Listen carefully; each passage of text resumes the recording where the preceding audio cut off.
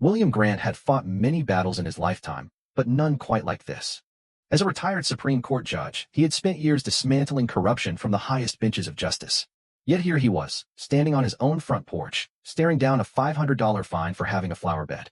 The ink wasn't even dry before Richard Langley, the HOA president, smirked, thinking he'd won. What he didn't know was that he had just found a man who never loses. William had put away corrupt politicians, exposed corporate fraud, and now he was about to take down a homeowners association that had ruled with an iron fist for far too long. And Richard Langley had no idea who he was dealing with. William leaned against his porch railing, holding the crisp violation notice in his hand. His backyard, bathed in the golden afternoon sun, was nothing short of pristine, manicured hedges, a neatly trimmed lawn, and a flower bed filled with vibrant roses his late wife had adored.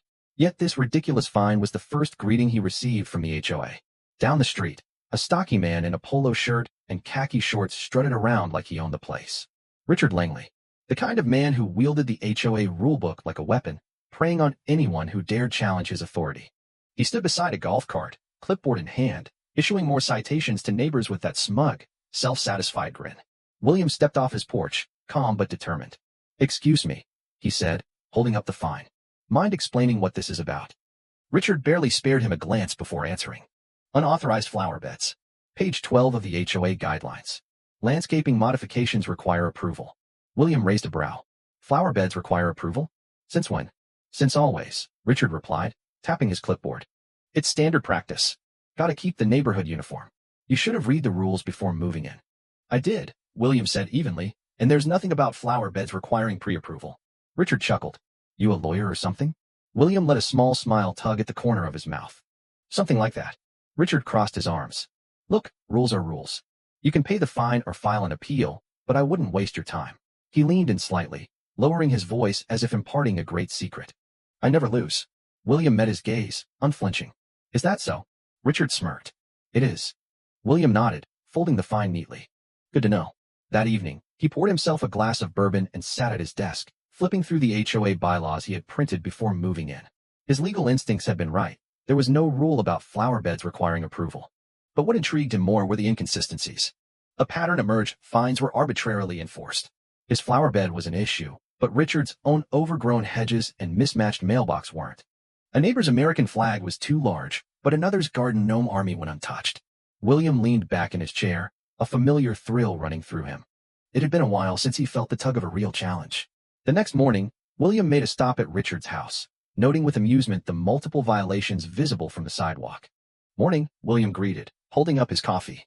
Richard, halfway into his golf cart, frowned. "Something I can do for you, Grant? Thought I'd take your advice. Read the rulebook." William pulled out his phone and tapped the screen. "Seems like a few things are unevenly enforced." Richard's jaw tightened. "What are you getting at?" "Just that your hedges are a foot too tall, according to section 3.5. Your mailbox is an HOA standard, and your driveway has an oil stain that should have earned you a fine weeks ago." William's eyes twinkled with mischief. Strange how these things go unnoticed. Richard stiffened. "Are you threatening me?"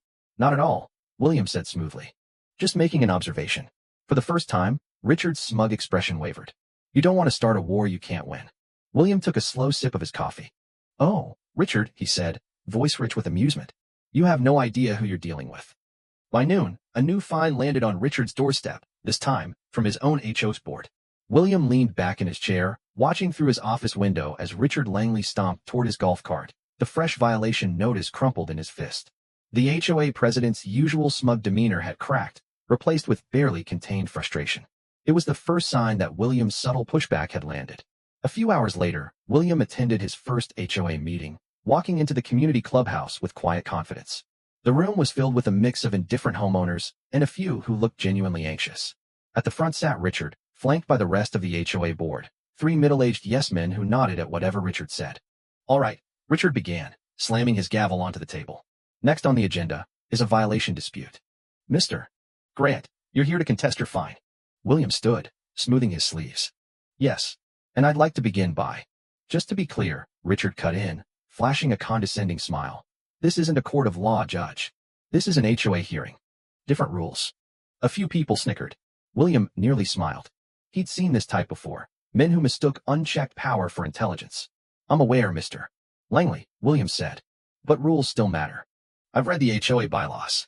Nowhere does it say flower beds require pre-approval. Richard smirked, flipping open a folder. Page 12. All exterior modifications require prior approval. William raised a brow. That's referring to major structural changes, fences, sheds, patios. A flower bed is not a structure. Agree to disagree, Richard said smugly. But the fine stands. William chuckled. You're free to disagree. The law, however, is not. Richard's smirk faltered. And just like that, the first domino fell. The room fell silent. Richard Langley's smirk had faded, replaced by a tight-lipped scowl as William's words settled over the board. Fine stands, Richard repeated, but his voice lacked its usual confidence. William leaned forward slightly. You're certain about that?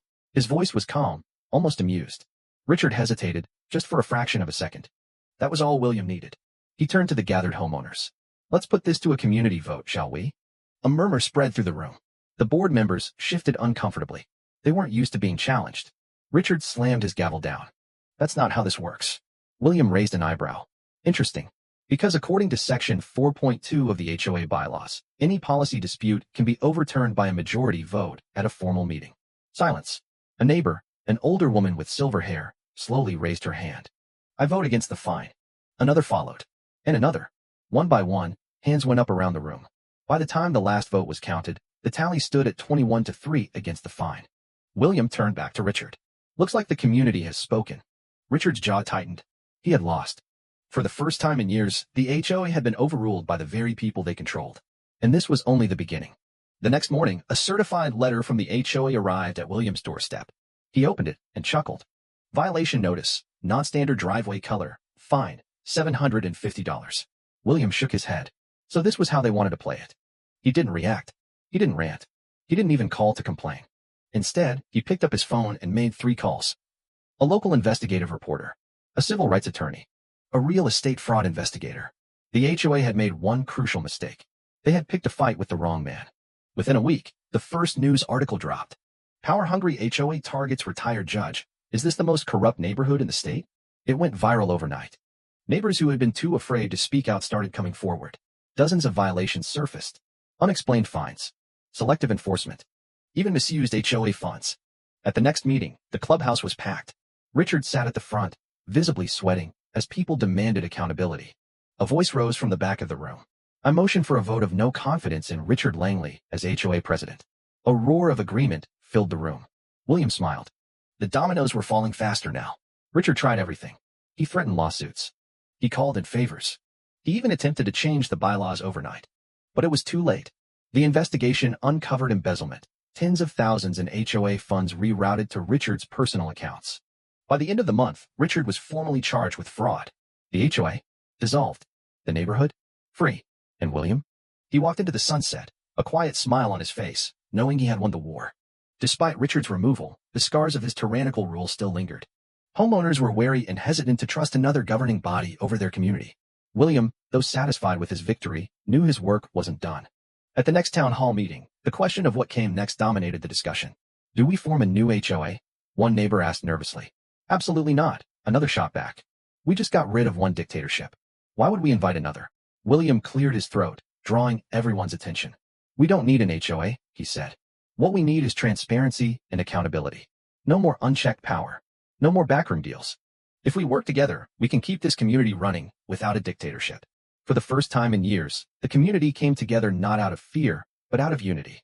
The community decided to establish a neighborhood council instead, a small, elected group of residents who would handle maintenance decisions, community events, and budget transparency.